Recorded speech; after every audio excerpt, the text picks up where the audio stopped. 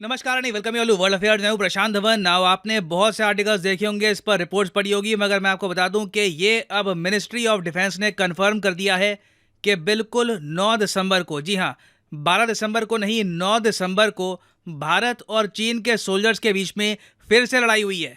Galwan valley incident के बाद से अब ये पहला इंसिडेंट हम देख रहे हैं जहां पर फिर से हाथापाई हुई है भारत और चाइनीज सोल्जर्स के बीच में अरुणाचल प्रदेश बॉर्डर के करीब। एक बार मैं आपको बड़े मैप में दिखाता हूं कि ये सब हुआ कहां पे है। नाउ यहाँ पर आप देख पाओगे, ये मैं जूम इन कर रहा हूँ तवांग डिस्ट्रिक्ट की तरफ, जो आपको मिलेगा अरुणाचल प्रदेश में। तवांग डिस्ट्रिक्ट आप देखोगे कि भूटान के बहुत ज़्यादा आपको करीब मिलेगा। एक बात नोट करने वाली ये भी है कि पिछले कुछ महीनों में ये भी रिपोर्ट्स आई थी कि भूटान की बॉर्डर के आसपास चाइनीज सोल्जर्स इकट्ठा हो रहे हैं, और अब अचानक से क्या होता है कि 9 दिसंबर को 600 चाइनीज सोल्जर्स, जी हाँ, बहुत से सोर्सेज ने यह कंफर्म कर दिया है कि 600 चाइनीज सोल्जर्स ने यह कोशिश करी कि मिलकर ये थोड़ा सा तवांग डिस्ट्रिक्ट के अंदर आके पेट्रोलिंग करेंगे। देखिए, ये बात तो आपको पता होगी कि चाइना कहता है कि ये जो पूरी स्टेट है भारत की, अरुणाचल प्रदेश, ये चाइना के हिसाब से तिब्बत का पार्ट है। चाइना इसको साउथ तिब्बत कहता है, मगर लाइन ऑफ एक्चुअल कंट्रोल की यहाँ पर थोड़ी बहुत रिस्पेक्ट की जाती है। और कई बार चाइना इन द पास कोशिश कर चुका है कि यहाँ पर जो लाइन ऑफ एक्चुअल कंट्रोल है, इसके आसपास या फिर इसके बियॉन्ड भी ये लोग पेट्रोलिंग करे, अपने सैनिकों को भेजे। और जब से गलवान वैली का इंसिडेंट हुआ है, हमने देखा है कि भूटान के आसपास और तवांग के आसपास बहुत से चाइनीज सोल्जर्स इकट्ठा हो गए हैं। और इस केस में भी चाइना ने यहाँ पर यह सोचा होगा कि 600 सोल्जर्स लेकर अगर ये यहाँ पर तवांग में घुसने की कोशिश करेंगे तो इनको कोई रोकेगा नहीं। मगर इंडियन साइड प्रॉपरली रेडी थी। उसके बाद हाथापाई हुई। अगेन मैं यहाँ पर बोलूंगा, दोनों साइड्स ने, भारत और चीन ने 1996 के इंडिया चाइना बॉर्डर एग्रीमेंट को रिस्पेक्ट किया है। गोली नहीं चलाई गई। इस एग्रीमेंट में लिखा है कि लाइन ऑफ एक्चुअल कंट्रोल पर गोलियां नहीं चलाई जाएंगी। There will be no bullet fired. अब देखो, नो बुलेट फायर लिखा है, मगर और टाइप के जो हथियार होते हैं वो यूज़ कर नहीं सकते, इसके बारे में कुछ मेंशन है नहीं। तो यहाँ पर यही हुआ, चाइना के सोल्जर्स गलवान वैली इंसिडेंट की तरह ही इस बार अपने अजीबोगरीब हथियार लेकर आ रहे थे, मगर इंडियन आर्मी यहाँ पर प्रॉपरली रेडी थी। हमारे सोल्जर्स ने प्रॉपरली जवाब दिया, और रिपोर्ट्स ये आ रही है कि चाइना के 10 सोल्जर्स बुरी तरीके से इंजर्ड हुए हैं। इंडियन साइड में 8 से लेकर 9 सोल्जर्स को चोट आई है। अब यहाँ पर आप पूछेंगे, मगर अचानक से चाइना को क्या हो जाता है? G20 समिट में हम सबको अच्छे से याद है कि शी जिनपिंग और नरेंद्र मोदी जी यहाँ पर मिले थे। यहाँ पे आप देख पाओगे, ये वीडियो है G20 समिट की फ्रॉम इंडोनेशिया। दोनों लीडर्स मिले, कुछ बातचीत भी हुई, हालांकि कोई ऑफिशियल बायलैटरल बातचीत नहीं हुई थी, मगर एक कह लीजिए आप इनफॉर्मल डिस्कशन हुआ।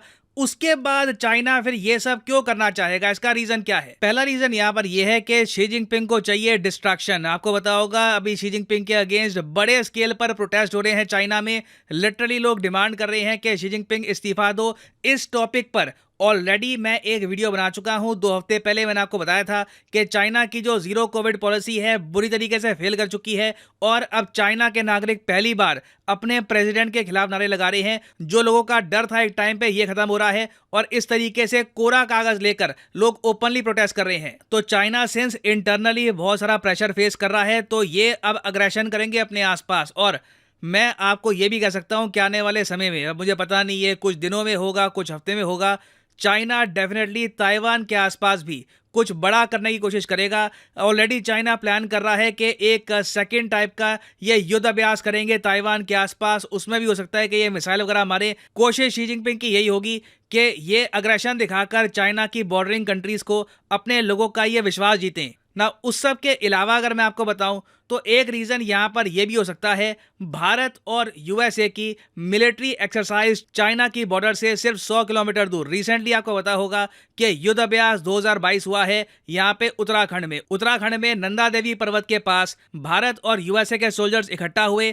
यूएसए ने अपने कई सैनिकों को यहां पर प्रमोशन भी दिया, और एक क्लियर मैसेज सेंड किया गया था चाइना को यहां से कि India and US stand together against Chinese aggression. और उसके रिस्पॉन्स में आपको याद होगा कि चाइना ने बहुत प्रोटेस्ट किया था, और अंत में चाइना के प्रोटेस्ट को देखने के बाद इंडिया और यूएस दोनों की तरफ से सेम ही मैसेज गया चाइना को कि it is none of your business. हमने आपको बता दिया था कि बिल्कुल लाइन ऑफ एक्चुअल कंट्रोल के पास में युद्ध अभ्यास हम करेंगे, और हमने ये युद्ध अभ्यास किया है। तो डेफिनेटली कहीं ना कहीं चाइना की मिलिट्री के अंदर कुछ फ्रस्ट्रेशन होगी, और इन्होंने कोशिश करी कि जी बहुत से सोल्जर्स लेकर जाएंगे, कुछ ये एक विक्ट्री प्राप्त करे। मगर साफ साफ लग रहा है चाइना बुरी तरीके से फेल कर गया। जो ये करना चाहते रहे ये बिल्कुल नहीं कर पाए। हाँ, मगर अब देश में कई पॉलिटिकल पार्टीज, कई नेता ये क्वेश्चन उठा रहे हैं कि ये सब जानकारी देश को 12 दिसंबर को क्यों दी जा रही है।